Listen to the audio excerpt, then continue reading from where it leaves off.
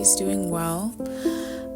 So I recently just crossed a threshold in my life, and I'm in this new season, I'm in this new environment, and I've been talking about it on my channel, on my podcast, literally for months and months, and now I'm finally here. And honestly, it feels so weird. I'm not fully settled into my dorm yet. Like, there's a couple things I need to buy, but I really want my dorm to feel like homey because it's already a place that I retreat to just for comfort. But I've been doing okay. I feel like a lot of the times we ask for things, but we forget to ask for smaller things within the thing that we're asking for. And the best way that I could explain it is, let's say you're asking God to provide you with a car, to help you afford a car. And let's say God does help you afford a car and now you have a car. Then all of a sudden you have insurance bills, maintenance bills, you have to buy snow tires, you have to do this, you have to do that. And you're like, oh my gosh, this is all so overwhelming. Like, I thought I wanted this car, but there's so much that comes with it. And I feel like a lot of the times when we pray for things, we don't fully pray about every area of that thing. And that's why God asks us to be very specific about what we pray for. A lot of us, we have very flat prayers. They're not specific enough. And so we end up praying for something and then getting it and then being like, oh my gosh, like, what did I just pray for? And so for me, I prayed, God, get me out of this environment. I pray to be able to be alone. I pray to be able to kind of have flexibility and control over my life. And I did want all of those things. And I thought that I prayed enough. There's never enough prayer.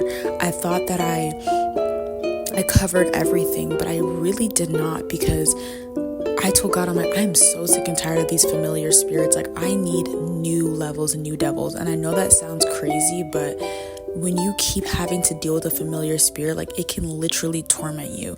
And so now I'm in this new space, and now there's a new level, now there's new devils. It's just like, I really didn't pray as much as I should have. I really didn't fully encompass everything, because there are distractions and temptations coming to me from every corner, like left and right. There's so much happening. And because I didn't specifically pray about these little things or ask God to take care of these little things, I'm finding myself being very overwhelmed. Like, I prayed for friends, but I didn't really pray for exactly what I wanted in a friend. And so today God told me, like, listen, I need you to sit with me and tell me exactly what you want in a friend, and I will give it to you. And so I've yet to do that, but I'm going to do it, because when we pray for something. Hey guys, if you've been following up with me, you would know that I've been in a wilderness season, and I've been documenting my season as well as how I overcame it and stepped into my Job blessing. I just came out with an ebook that God led me to create, detailing everything that I went through. Check it out in the link in my bio if you're interested. Love you all. We never know, like, what can really come through. And obviously God is faithful, God is gracious, He will never give you more than you can handle, but we are surrounded by distractions, and it's so important to be very clear on what you want.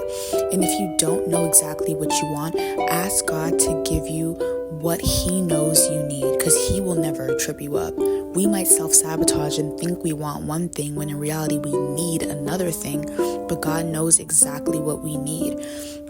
And so I just encourage you, like, whatever you're praying for, whatever you're hoping for, whatever you're working towards, make sure you're very, very careful about what you ask for. Now, I don't regret praying for anything that I prayed for, asking God for anything, because God looks at the intention of our heart. So even though we might be ignorant in what we're asking for, He looks at the root of it and, like, what we actually want.